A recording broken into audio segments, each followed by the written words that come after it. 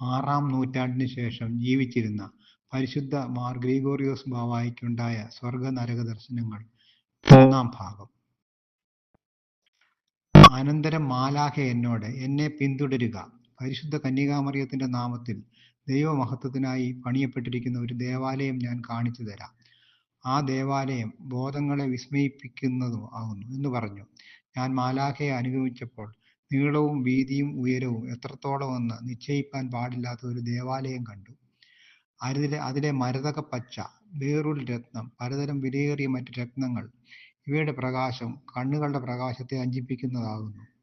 അതിന്റെ മച്ചു മുഴുവൻ ചുവന്ന യാക്കുൻതെ എന്ന രത്നം കൊണ്ടായിരുന്നു. അതിൽ രാപ്പകൽ ഇടവിടാതെ ദൈവത്തെ സ്തുതിച്ച് മഹത്വപ്പെടുത്തുന്ന മാലാഖമാരുടെ സാദൃശ്യങ്ങളുണ്ട്. ആ ദേവാലയത്തിന്റെ ജനൽ അല്പം തുറന്ന് ഏറ്റവും ചെറിയ വിടവുണ്ടായാൽ സൂര്യപ്രകാശത്തെ കവിയുന്ന പ്രകാശം ഉണ്ടാകുകയും എല്ലാ ഭാഗങ്ങളും തെളിവായി പ്രകാശിക്കുകയും ചെയ്യുമായിരുന്നു. അവിടെ നമ്മുടെ കർത്താവ് യേശുമിശിഹായുടെ ഒരു രൂപമുണ്ട്. അത് വിശേഷപ്പെട്ട സ്വർണം ചേർത്തുരുക്കിയ ഉയർന്ന തരം രത്നം കൊണ്ടുള്ളതാകുന്നു. തന്റെ തലയിൽ കണ്ണുകൾ തക്കവണ്ണം ശോഭയോടെ പ്രകാശിക്കുന്നതായി വെള്ളരത്നം ചേർത്ത് പച്ചരത്നം കൊണ്ട് ഒരു കിരീടമുണ്ട്. അതിനെ പലതരം വിശേഷ രത്നങ്ങൾ കൊണ്ട് ഉണ്ടാക്കപ്പെട്ട 4 മാലാഖമാർ വഹിച്ചുകൊണ്ട് തന്റെ ത്രിയേക ദൈവത്തെ മഹത്വപ്പെടുത്തുന്നു. അതിന്മേൽ മാണിക്യം കൊണ്ടും വിശേഷപ്പെട്ട മറ്റു രത്നങ്ങൾ കൊണ്ടും ഭംഗിയേറിയ ശ്ലീബാകളുണ്ട്. ഞാൻ ഇവയെല്ലാം കണ്ടപ്പോൾ എത്രയും വിസ്മയിച്ച് കവിണ്ണു വീണ് കരഞ്ഞു. അപ്പോൾ മാലാഖ എന്നോട്, നീ എന്തിനു കരയുന്നു എന്ന് ചോദിച്ചു. ഇത്ര വലിയ അവസ്ഥയിൽ ദൈവം മനുഷ്യനെ സൃഷ്ടിച്ചിട്ട് അവർ അതിനെ അറിയാതിരിക്കുന്നതിനെ കുറിച്ചെന്ന് പറഞ്ഞ് ഞാൻ കരഞ്ഞു എന്ന് മറുപടി പറഞ്ഞു. ആ മാലാഖ എന്നോട്, ഇത് സാരമില്ല, ഇതിനേക്കാൾ വിശേഷപ്പെട്ടതും ഭംഗിയോടുകൂടിയതും നീ കാണുവാനിരിക്കുന്നു എന്ന് പറഞ്ഞു. അങ്ങനെ ഇരിക്കയിൽ ഹൃദയങ്ങൾ ഭ്രമിച്ച് ഇളകത്തക്കവണ്ണം മാലാഖമാരുടെ സ്തുതിപ്പുകളുടെ പുകഴ്ചകളുടെയും ശബ്ദങ്ങളും മരിച്ചവരുടെ മേൽ തട്ടിയാൽ ജീവിക്കത്തക്ക പ്രകാശങ്ങളും മിന്നലുകളും സൗരഭ്യങ്ങളും ഉണ്ടായി. അപ്പോൾ അവർണ്ണനീയ ഭംഗിയോടും ശോഭയോടും കൂടി ഒരു സ്ത്രീ വരുന്നത് ഞാൻ കണ്ടു. ഒരുവനും അവളുടെ നേരെ നോക്കുവാൻ പാടില്ലാത്തവണ്ണം പ്രകാശത്തിന്റെ അങ്കികളും പ്രകാശത്തിന്റെ കിരീടവും അവളുടെ മേലുണ്ട്. അവളുടെ ചുറ്റും പ്രകാശം നിറഞ്ഞ 40 മാലാഖമാരുണ്ട്. അവരോടുകൂടെ പ്രകാശം നിറഞ്ഞ മേൽത്തരം അങ്കികൾ ധരിച്ചിരിക്കുന്ന 1000 കന്യാസ്ത്രീകളുമുണ്ട്. അവർക്ക് തുല്യമായിട്ട് ലോകത്തിലെങ്ങുമില്ല. സ്വർണം കൊണ്ടും ഉയർന്ന രത്നങ്ങൾ കൊണ്ടുമുള്ള കിരീടങ്ങൾ അവരുടെ തലയിലുണ്ട്. അവരുടെ കൈകളിൽ കത്തുന്ന മെഴുകുതിരികളും വിശേഷപ്പെട്ട രത്നങ്ങളും കൊണ്ടുള്ള ധൂപകലശങ്ങളുണ്ട്. ഞാൻ വിസ്മരിച്ച് ഭയപ്പെട്ടുകൊണ്ട് ആ മാലാഖയോട്, ഈ സ്ത്രീ ആരാകുന്നു എന്ന് ചോദിച്ചപ്പോൾ മാലാഖ എന്നോട്, നീ ചെന്ന് അവളെ വണങ്ങുക.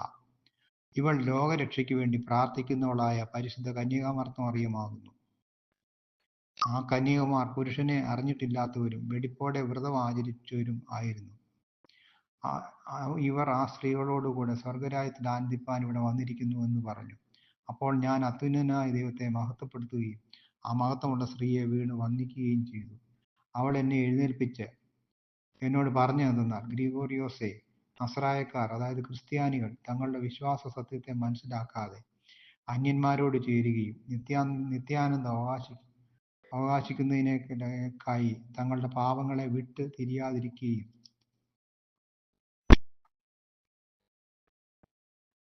ചെയ്യുന്നത് എന്തുകൊണ്ട്?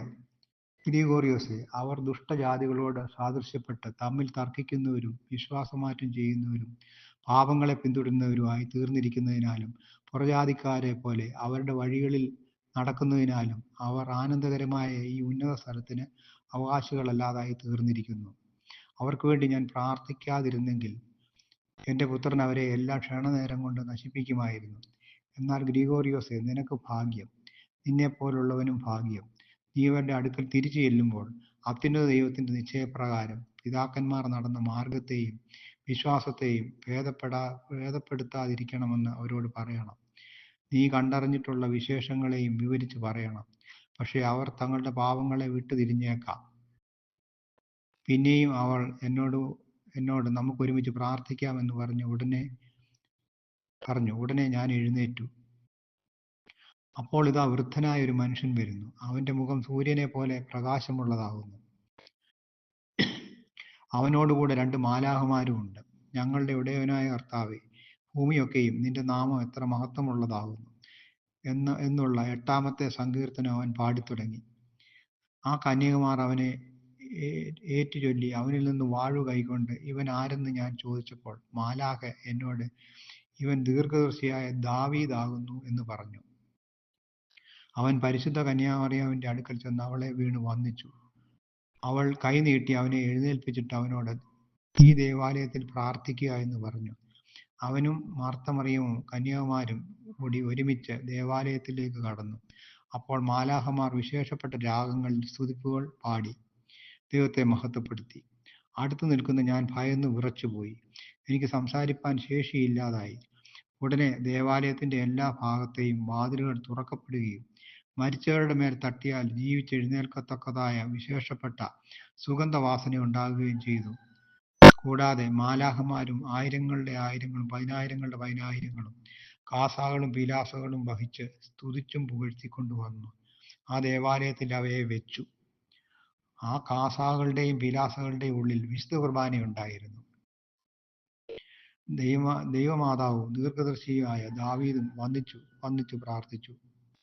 അനന്തരം മാലാഖമാർ അവയെ കർത്താവിങ്കിലേക്ക് കരയേറ്റിക്കൊണ്ടുപോയി.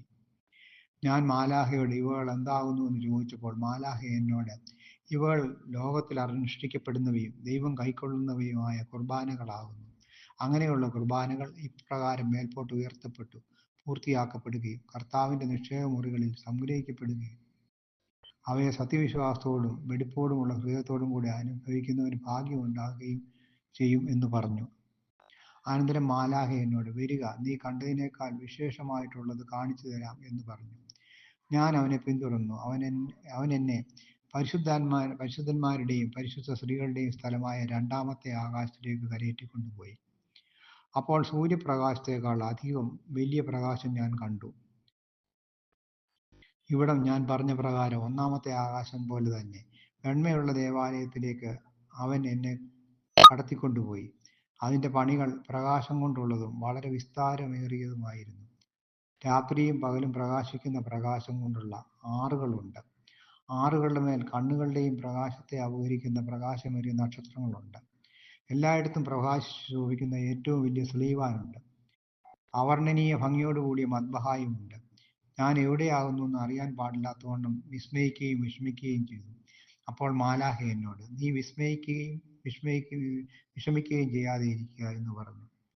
അപ്പോൾ എൻ്റെ വിഷമം മാറി. ബോധം തെളിഞ്ഞിട്ട് ഈ ഭവനം ഏതാകുന്നു എന്ന് ചോദിച്ചപ്പോൾ മാലാഖ എന്നോട് വാതുക്കൽ എഴുതിയിരിക്കുന്നത് വായിക്കുക എന്ന് പറഞ്ഞു.